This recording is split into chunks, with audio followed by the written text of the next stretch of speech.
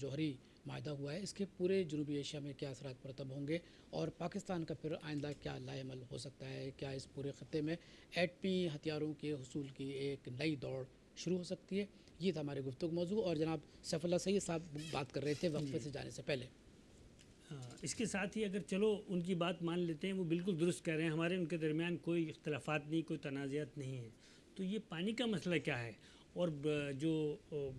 گزشتہ روز جو ان کا بیان آیا کشمیر کے حوالے سے، کشمیری حریت پسندوں کو انہوں نے جو ٹیررسٹ قرار دے رہے ہیں، یا اور بہت سارے ایسے معاملات ہیں، کیا وہ آنکھیں بند کیے ہوئے ہیں یا وہ اس بارے میں غور نہیں کر رہے، یا ہم جو الیکشن کے دوران کچھ ایسی رپورٹس آئی تھیں، کیا ہم ان کو مد نظر رکھیں کہ کہیں ایسا تو نہیں کہ وہ شعوری طور پہ پوری طریقے سے اس پر عمل درآمد نہیں کر پا رہے ہیں یا سمجھ نہیں پا رہے ہیں؟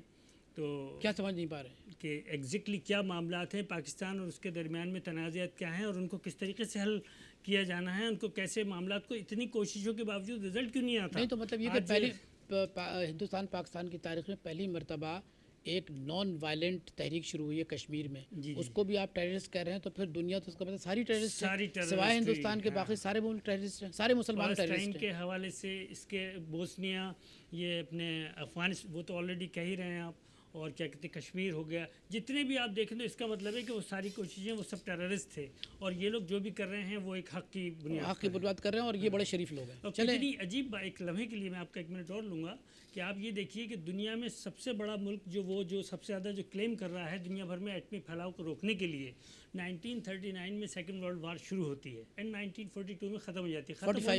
45 میں مطلب آفیشلی 42 میں ختم کرتے ہیں، ہوتے ہوتے کلوز کرتے کرتے اس کو 45 آ جاتا ہے۔ اس میں وہ ختم کس وجہ سے ہوتی ہے؟ اس میں 2 ایٹم بم استعمال کیے جاتے ہیں، اور کون استعمال کرتا ہے؟ دنیا کی ہسٹری میں پہلی مرتبہ امریکہ نے جو ہیروشیما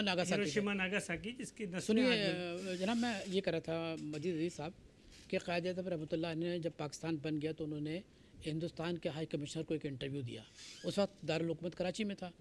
تو قائد اعظم صاحب نے فرمایا